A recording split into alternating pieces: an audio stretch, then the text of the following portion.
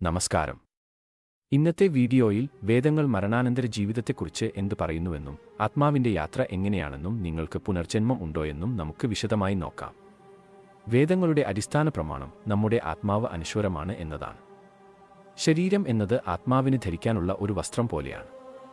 ഭഗവത്ഗീതയിൽ കൃഷ്ണൻ അർജുനനോട് പറയുന്നു, ആയുധങ്ങൾ കൊണ്ട് മുറിക്കാനോ തീ കൊണ്ട് ദഹിപ്പിക്കാനോ വെള്ളം കൊണ്ട് നനയ്ക്കാനോ കാറ്റുകൊണ്ട് ഉണക്കാനോ കഴിയാത്തതാണ് ആത്മാവ്. അതുകൊണ്ട് നമ്മൾ ഭയപ്പെടുന്നത് ശരീരത്തിന്റെ നാശത്തെ മാത്രമാണ്, ആത്മാവിനെയല്ല. വേദഗ്രന്ഥങ്ങൾ മരണാനന്തരമുള്ള ആത്മാവിന്റെ യാത്രയെ രണ്ട് പ്രധാന പാതകളായി തിരിച്ചിരിക്കുന്നു. അവയാണ് പിതൃയാനവും ദേവയാനവും. പിതൃയാനം പൂർവികരുടെ പാത. ഈ പാത സാധാരണയായി നല്ല കർമ്മങ്ങൾ ചെയ്തവരും എന്നാൽ ഭൗതികമായ ആഗ്രഹങ്ങൾ പൂർണ്ണമായി ത്യജിക്കാത്തവരുമായ അല്ലെങ്കിൽ പൂർണ്ണമായ ആത്മജ്ഞാനം നേടാത്തവരുമായ ആത്മാക്കൾക്കുള്ളതാണ്. ലളിതമായി പറഞ്ഞാൽ അത്യാവശ്യം നല്ല ജീവിതം നയിച്ചവർ പക്ഷേ മോക്ഷം എന്ന പരമമായ ലക്ഷ്യം നേടാത്തവർ. മരണശേഷം ഈ ആത്മാക്കൾ ഒരു സൂക്ഷ്മ ശരീരത്തിൽ പിതൃലോകത്തേക്ക് യാത്ര ചെയ്യുന്നു. ഇത് ഭൂമിയോട് ചേർന്നു നിൽക്കുന്ന ഒരൽപ്പം ഉയർന്ന ഒരു ലോകമാണ്. ഒരു വിശ്രമസ്ഥലം പോലെയാണിത്. അവിടെ അവർക്ക് താൽക്കാലികമായ ശാന്തിയും സന്തോഷവും ലഭിക്കുന്നു. പിതൃലോകത്ത് ഒരു നിശ്ചിത കാലയളവ് കഴിഞ്ഞ ശേഷം അവരുടെ അവശേഷിക്കുന്ന കർമ്മഫലങ്ങൾക്കനുസരിച്ച് ആത്മാക്കൾ ഭൂമിയിൽ വീണ്ടും പുനർജനിക്കുന്നു. അടുത്ത ജന്മം ഒരു മൃഗമായോ സസ്യമായോ അല്ലെങ്കിൽ മനുഷ്യനായോ ആകാം. ഈ പുനർജന്മം ആ കർമ്മബന്ധങ്ങൾ തീർക്കാനും ആത്മീയമായി കൂടുതൽ വളരാനുമുള്ള ഒരവസരമാണ്. അടുത്തത് ദേവയാനം, ദേവന്മാരുടെ പാത.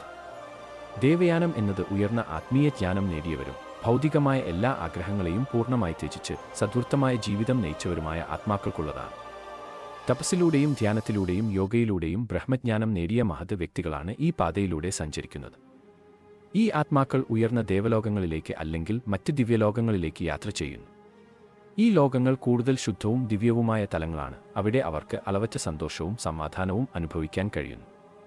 ദേവയാനത്തിന്റെ ആത്യന്തിക ലക്ഷ്യം മോക്ഷം അഥവാ ജനന്മരണ ചക്രത്തിൽ നിന്നുള്ള പൂർണ്ണമായ വിമോചനമാണ്.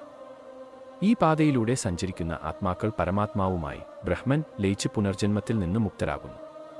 അതായത് അവർക്ക് ഇനി ഭൂമിയിൽ വീണ്ടും ജനിക്കേണ്ട ആവശ്യമില്ല. അപ്പോൾ മരണശേഷം എന്തു സംഭവിക്കുന്നു എന്നതിന് വേദഗ്രന്ഥങ്ങൾ നൽകുന്ന ഉത്തരം ഇതാണ്. നമ്മുടെ ഓരോരുത്തരുടെയും കർമ്മങ്ങളും ആത്മീയമായ വളർച്ചയും ആണ് മരണാനന്തര യാത്രയുടെ ദിശ നിർണ്ണയിക്കുന്നത്. പിതൃയാനം വഴി പുനർജന്മത്തിലേക്ക് തിരികെ വരികയോ അതോ ദേവയാനം വഴി മോക്ഷം പ്രാപിച്ച് ബ്രഹ്മത്തിൽ ലയിക്കുകയോ ചെയ്യാം. ഈ വിവരങ്ങൾ നിങ്ങൾക്ക് സഹായകമായെന്ന് കരുതുന്നു.